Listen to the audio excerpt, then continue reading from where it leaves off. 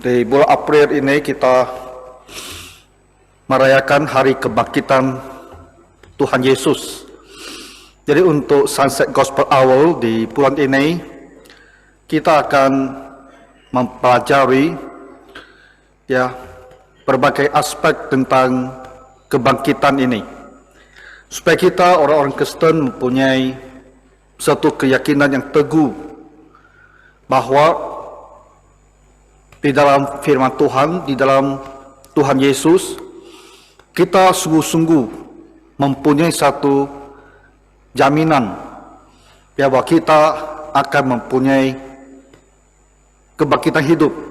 Hidup kita tidak hanya di dunia ini, tapi kita akan bangkit lagi untuk hidup yang kekal. Nah, sore hari ini kita akan melihat topik yang pertama, yaitu untuk memberikan kita satu kepastian tentang kebangkitan tubuh kita ini. Nanti kita akan lihat beberapa ayat dari Perjanjian Lama maupun Perjanjian Baru yang meneguhkan ajaran tentang kebangkitan. Dan sebelumnya kita akan melihat bahwa ajaran ini di kalangan orang Yahudi dan kemudian juga di kalangan gereja Kristen, ya selalu ada pihak-pihak yang menyaksikan, meragukan, bahkan yang membantah tentang kebangkitan. Tapi itu adalah pandangan mereka, pandangan manusia. Dan kita kontraskan dengan apa yang dikatakan di dalam kitab suci. Sehingga kita mempunyai satu keyakinan teguh bahwa kebangkitan itu sungguh-sungguh adalah harapan kita yang pasti. Jadi mari kita lihat layar pertama. Pindahkan lagi.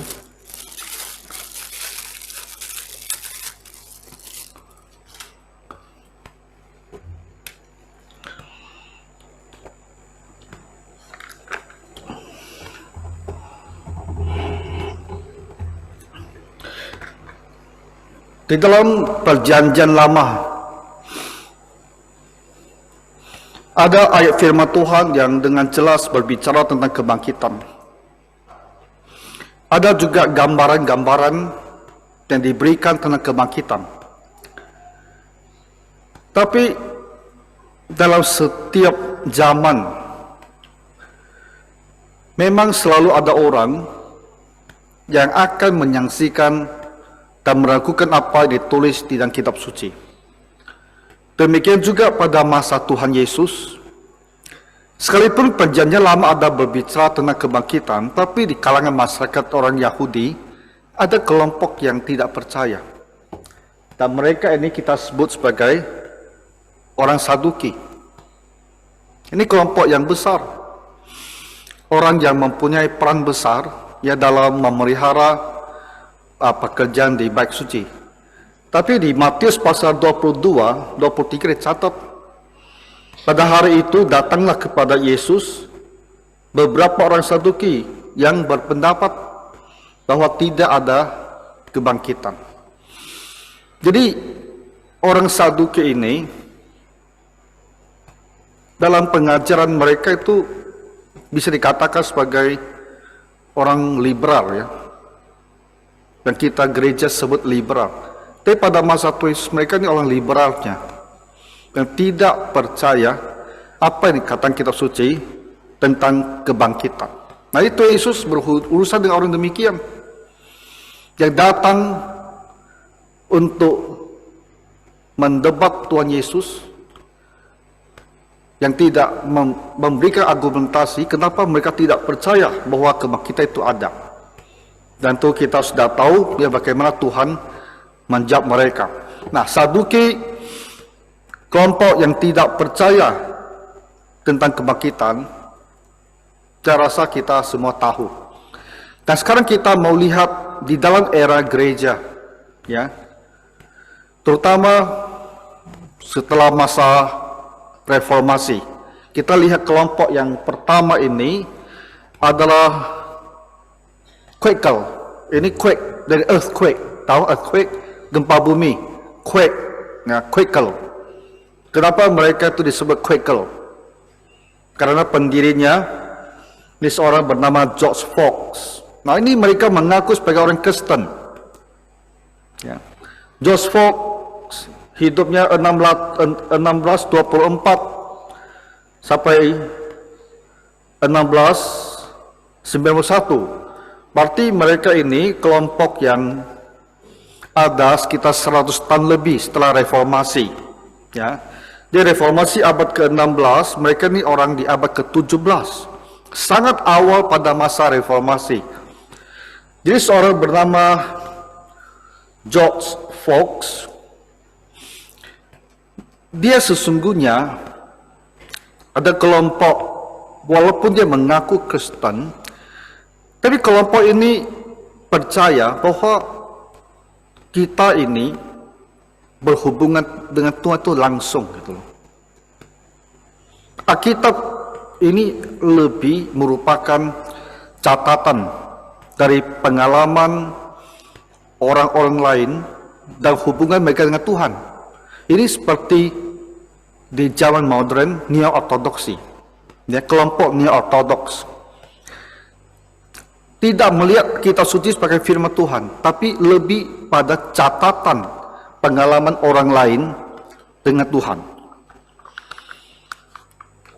Jadi mereka percaya bahwa orang Kristen itu dipimpin langsung oleh terang ilahi. Ya, di dalam kelompok ini tidak ada doktrin, tidak ada credo, tidak ada pengakuan iman. Karena mereka merasa kita yang penting adalah hidup mengikuti teladan Tuhan Yesus, itu yang utamanya. Nah, tentu pandangan mereka ini pasti akan bertolak belakang dengan kelompok-kelompok atau gereja-gereja reformasi. Sehingga ketika mereka ini pindah ke Amerika, mereka tuh juga mengalami penindasan. Artinya dari waktu ke waktu mereka ini akan ditangkap ya dan diadili. Jadi dalam satu pertemuan, dalam satu pengadilan, nah ketika hakim ya mempertanyakan dia, George Fox ini, dia bilang sama hakim itu, terhadap firman Tuhan harusnya kamu itu quake gitu. Terhadap firman Tuhan harusnya kamu itu bergetar. Harusnya kamu itu tergoncang itu. Harusnya kamu itu gentar. Nah, jadi dari itulah awal mulanya mereka disebut quake. Dan earthquake ya, seperti earthquake ke gempa bumi kan. Nah, jadi mereka disebut quake. Karena mereka yang memulai dengan mengatakan kalau kamu terhadap firman Tuhan harusnya kamu itu gentar, takut. Nah, jadi awalnya ini istilah yang memang merendahkan. Mereka disebut sebagai Quaker. Tapi mereka menyebut diri mereka sendiri sebagai Religious Society of Friends, ya. Itu perkumpulan agama para sahabat. Kelompok ini sampai sekarang itu masih ada, walaupun tidak besar di seluruh dunia. Saya lihat di Wikipedia itu sekitar 300.000 orang saja sampai sekarang. Dan terutamanya mereka itu ada di Afrika. Nah, Quaker ini mengaku Kristen, Protestan, tapi sesungguhnya mereka itu bukan Kristen, dan mereka ini juga tidak percaya kepada ajaran tentang kebangkitan. Ya, kita lihat slide berikutnya.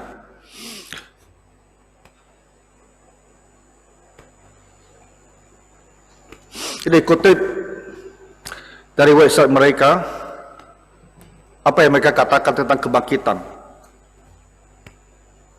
Kebanyakan lebih suka menganggap kebangkitan lebih sebagai pengalaman metaforis, secara kiasan saja. Yang entah bagaimana meyakinkan gereja awal bahwa Yesus dengan cara yang unik hidup terus bersama dengan para pengikutnya melalui roh yang tinggal dalam mereka, yaitu roh Tuhan. Jadi mereka itu punya pandangan bahwa kebangkitan Yesus itu sebenarnya hanya bahasa kiasan. Jadi dengan cara yang tak bisa mereka jelaskan, Yesus itu dikatakan bangkit dalam arti dia tetap tinggal di dalam diri murid-muridnya melalui Roh Kudus. Jadi mereka bukan berbicara tentang tubuh yang sama, tubuh yang disalibkan, tubuh yang kuburkan, tubuh yang sama itu yang bangkit. Mereka bukan berbicara itu. Jadi kelompok Quaker ini, nah mereka ini akan memakai istilah-istilah kitabiah. Kalau ditanya kamu percaya tidak kebangkitan, dia akan bilang percaya. Sampai kamu bertanya, apa yang kamu maksudkan dengan kebangkitan? Ternyata jawabannya itu, definisi kebangkitan mereka itu adalah berbeda dengan pemahaman yang standar. Nah itu adalah para Quaker. Jadi kalau kita sekarang membaca di internet ya, apa ajaran Quaker, apakah mereka percaya tidak akan kebangkitan, mulanya kamu akan melihat ya mereka bilang percaya. Tapi ketika kita lihat interview dengan tokoh-tokoh mereka lebih lanjut, baru kita mengerti apa yang mereka maksudkan dengan kebangkitan itu. Nah, jadi pada masa kita sekarang ini, ketika ada kelompok-kelompok yang ajarannya kita lihat ya, kok tidak seperti biasanya orang bicarakan, kok agak tidak normal, kamu harus bertanya lebih lanjut. Ya, kata-kata itu harus didefinisikan ulang. Apa maksud kamu dengan kata ini?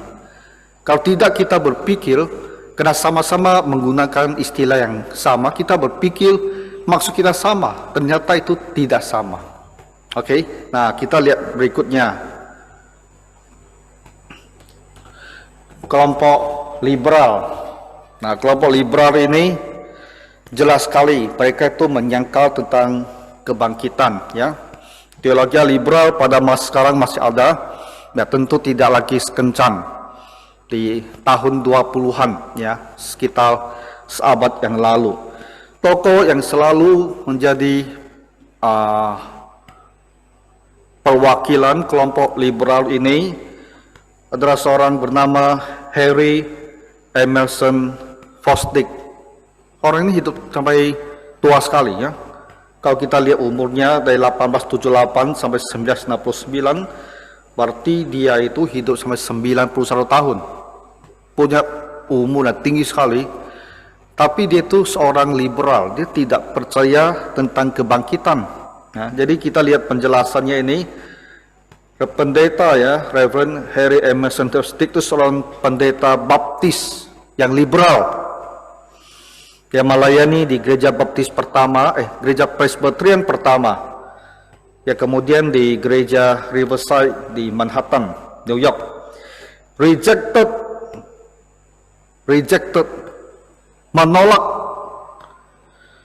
kebangkitan tubuh Tuhan Yesus. Dia tidak percaya bahwa tubuh Tuhan Yesus itu benar-benar dibangkitkan kembali. Jadi ketika dia berbicara tentang kebangkitan, apa yang dia masukkan? Nah ini dia, falsely view resurrection. Ya, dia menganggap atau mengatakan kebangkitan adalah ini, persistence in Christ personality, tetap dalam kepribadian Kristus. Maksudnya apa?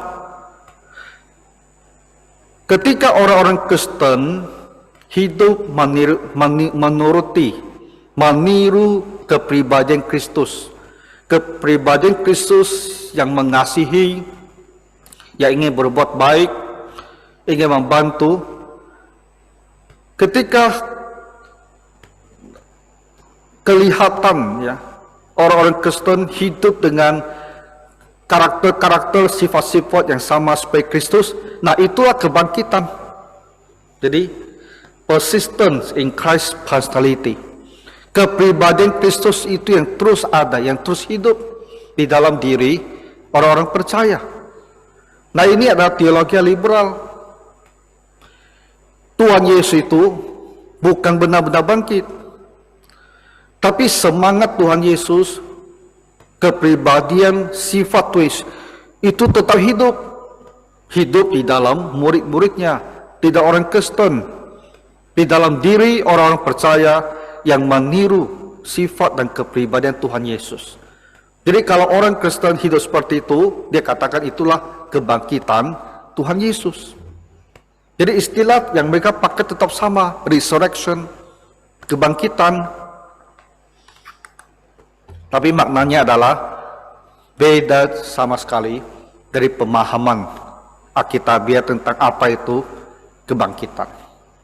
Liberal, ya, jadi sampai sekarang masih sama. Jadi kalau sekarang, masa kita sekarang ada gereja-gereja liberal, ya, mereka juga akan pergi rayakan Paskah.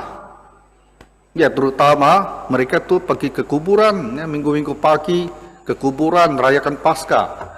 Tapi di dalam hati, terutama pendeta-pendeta mereka, apa yang mereka pikirkan tentang kebangkitan? Ya sama seperti Emerson Fosdick ini. Nah, kita lihat lagi lebih lanjut. Siapa ini? Paus yang sebelumnya, yang beberapa bulan lalu baru meninggal. Namanya Joseph Ratzinger. Lihat apa yang dia katakan. Hidup dari 1927 sampai 2022. Ya, tahun lalu baru meninggal, berapa bulan lalu. Nah, Ratzinger mengatakan demikian tentang kebangkitan. Dia bilang,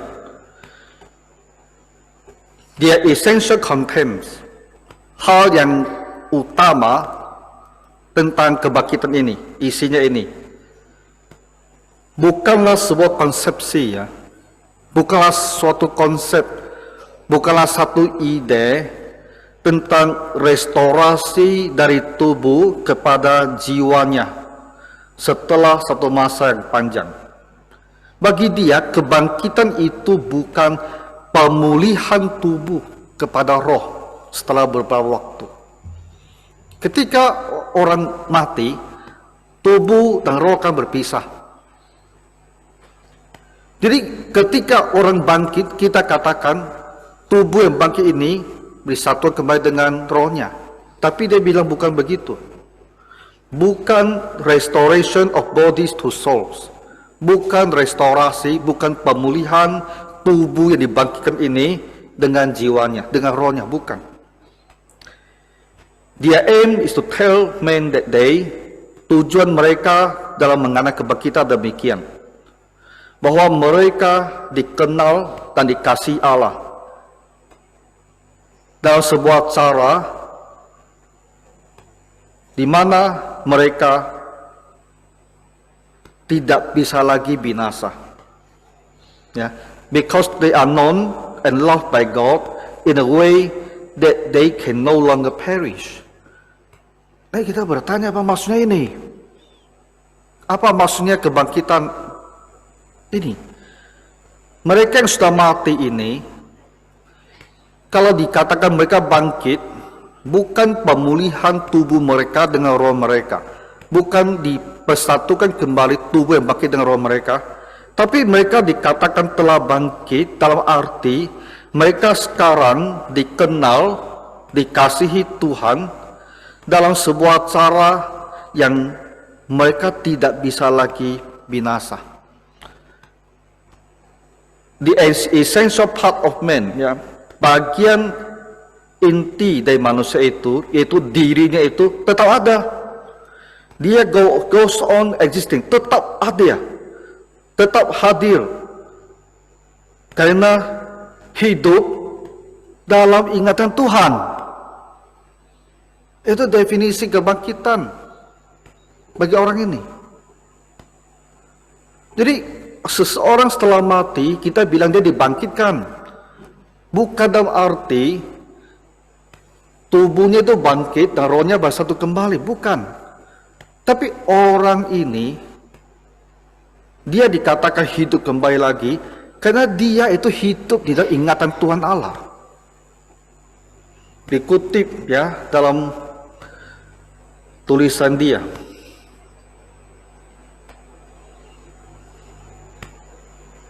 Di halaman 243. Ajaran dia tentang kebangkitan. Nah, ini adalah kutipan dari tulisannya sendiri. Terus saya mau kutipkan satu lagi ayat, satu lagi paragraf dari situsnya gereja mereka. Jadi di belakang tolong.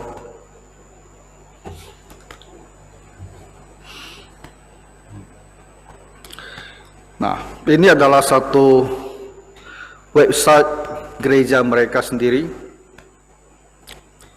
Leilat Internet Apostolate, artinya kaum awam, ya, satu lembaga kaum awam dari gereja mereka sendiri. Nah, mereka ini memperjelas apa yang diajarkan oleh Ratzinger tadi. Nah, dari kutip dari Principles of Catholic Theology, ya. Thus, the resurrection cannot be a historical event in the same sense as the crucifixion is. Jadi kebangkitan itu bukan suatu peristiwa sejarah dalam arti yang sama seperti penyaliban. Crucifixion, penyaliban adalah suatu peristiwa sejarah, kan? Historical event. Tapi ketika dibicara tentang resurrection, kebangkitan, bukan seperti peristiwa itu. Karena apa? For that matter, there is no account that depicts it as such.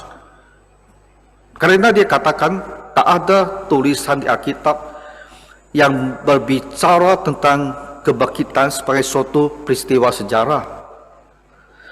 Nor is it circumscribed in time the otherwise than by the eschatological expression the third day. Dan juga tidak dibatasi dalam waktu, tidak dihubungkan dengan waktu selain daripada satu ekspresi eskatologis hari ketiga. Saya jelaskan demikian. Jadi dia bilang, peristiwa kebangkitan itu bukan sebuah peristiwa sejarah seperti penyaliban. Kebangkitan itu juga tak dituliskan dalam kitab suci demikian, bahwa itu adalah suatu peristiwa sejarah.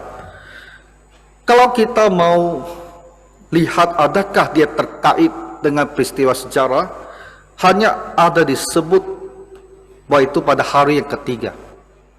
Nah, hari ketiga itu dia katakan adalah suatu ekspresi eskatologis. Dan di situ mengandung makna bahwa hari ketiga itu pun tak dimaksudkan benar-benar sebagai hari pertama, kedua, ketiga, tapi sebuah istilah yang ada berbicara tentang eskatologis, tentang akhir zaman. Jadi dalam tulisannya di Principle of Catholic Theology, dia tidak percaya kebangkitan itu adalah satu peristiwa sejarah, tapi lebih pada suatu ajaran, ya, yang berkaitan dengan akhir zaman. Nah, kita barangkali merasa kalau liberal ada yang menyangkal kebangkitan Tuhan Yesus, itu kita tahu. Tapi kalau Ratzinger juga menyangkal kebangkitan Tuhan Yesus, mungkin kita tidak banyak membaca, ya, selama ini tentang apa kepercayaan dia sesungguhnya. Tapi hari inilah yang bisa kita lihat gitu loh. Dan ini mengatakan apa? Pada masa kita sekarang,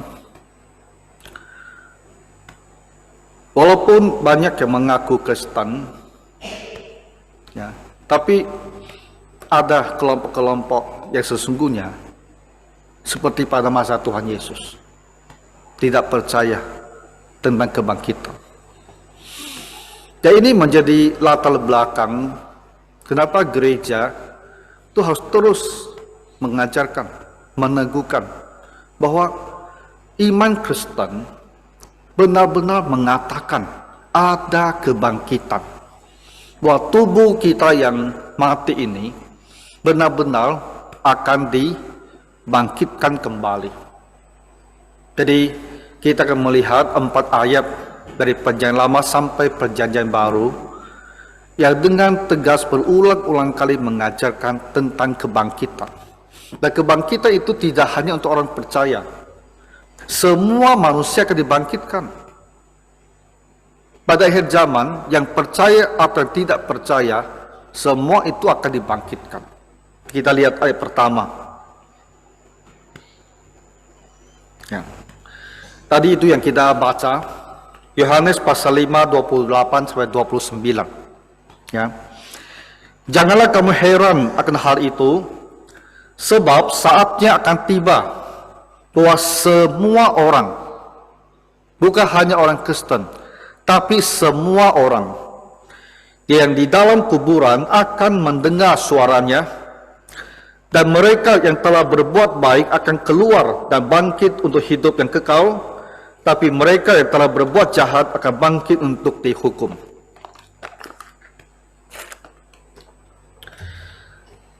Jadi semua akan bangkit. Yang berbuat baik, ini artinya apa? Ada orang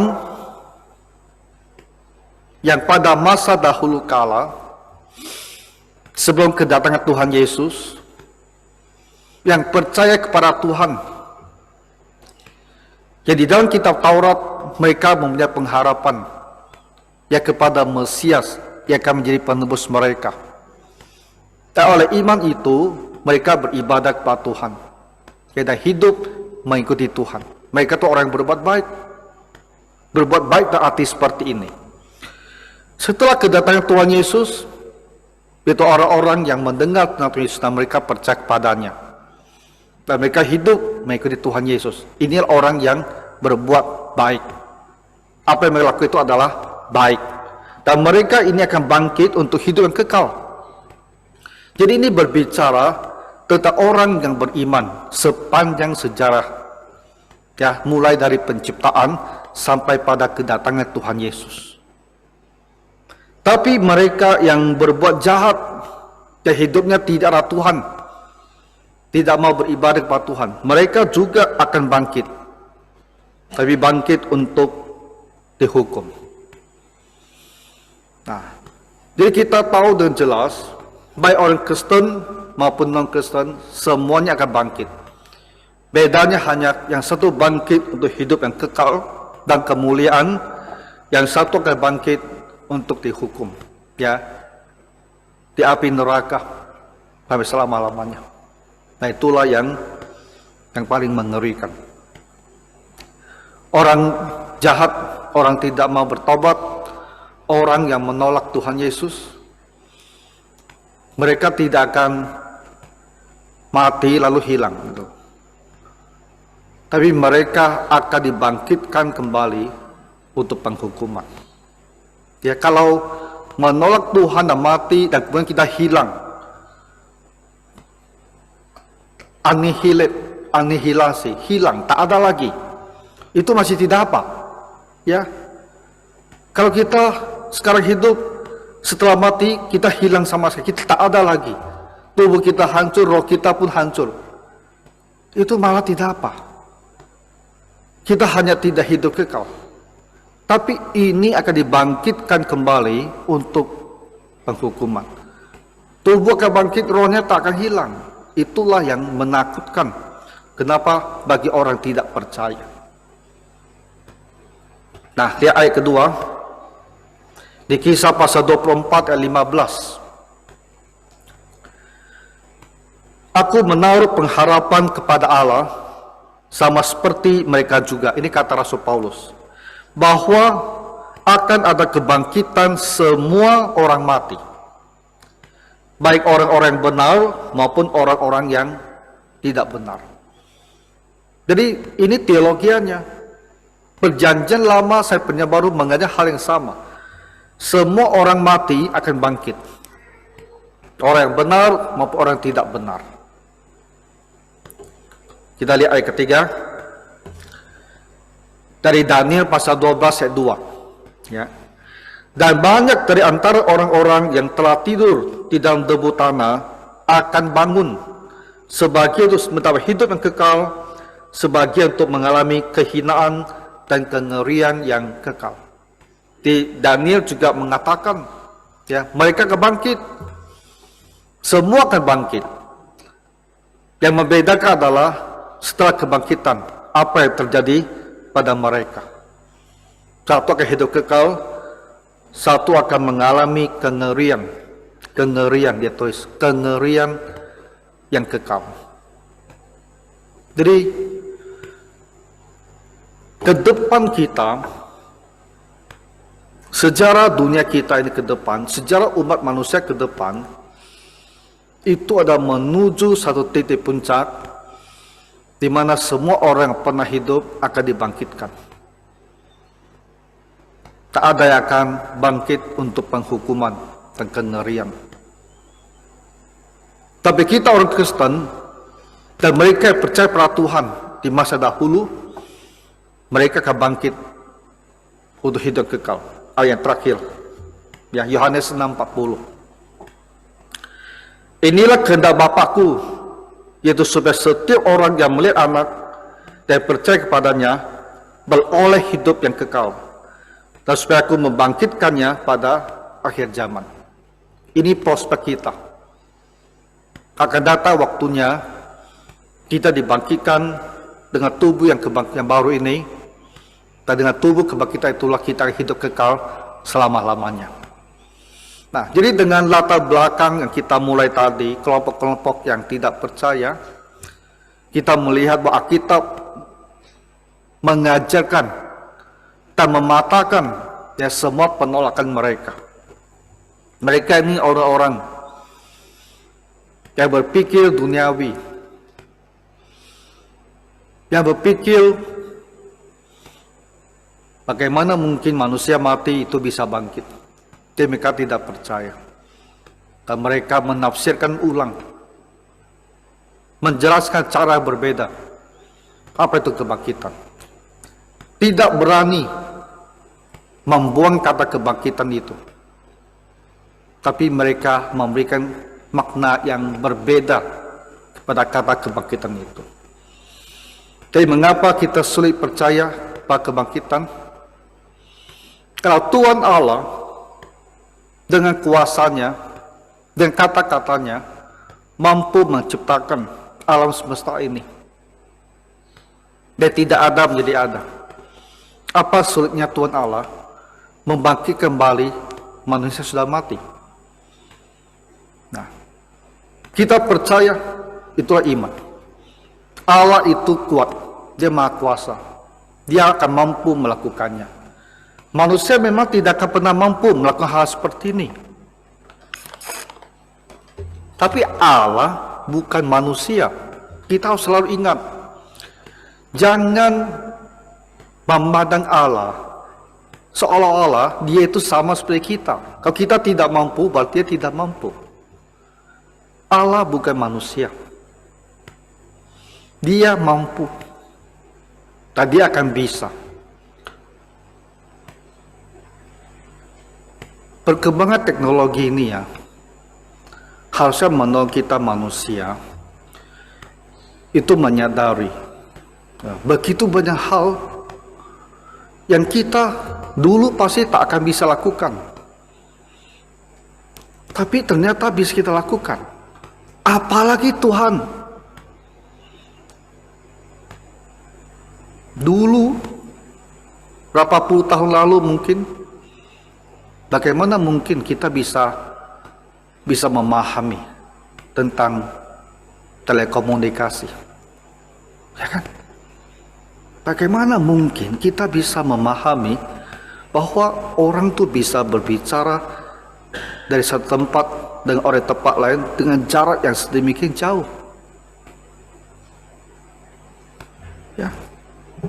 Nah, sebuah handphone, tak ada kabel, tak ada apa-apa. Nah, kita bisa kirim pesan. Dan di belahan dunia lain mereka bisa langsung terima pesan itu terhitungan detik. Bagaimana kita mau memahami hari ini? 50 tahun lalu mungkin ini dikatakan fiksi gitu. Ya. Hal-hal yang kita manusia saja tak bisa membayangkan itu bisa diciptakan. Kita dulu berpikir, mungkin tak Tuhan itu dalam buku kehidupannya itu bisa mencatat segala sesuatu yang kita lakukan, dan manusia akan dihakimi menurut buku itu. Orang tak percaya akan dihakimi dan mereka binasa. Orang Kristen akan dihakimi dan upahnya, pahalanya akan berdasarkan catatan itu. Kita pikir, apa benar Tuhan bisa tahu segala sesuatu itu? Waktu kita masih mencatat segala sesuatu di atas buku, kita mungkin berpikir seperti itu.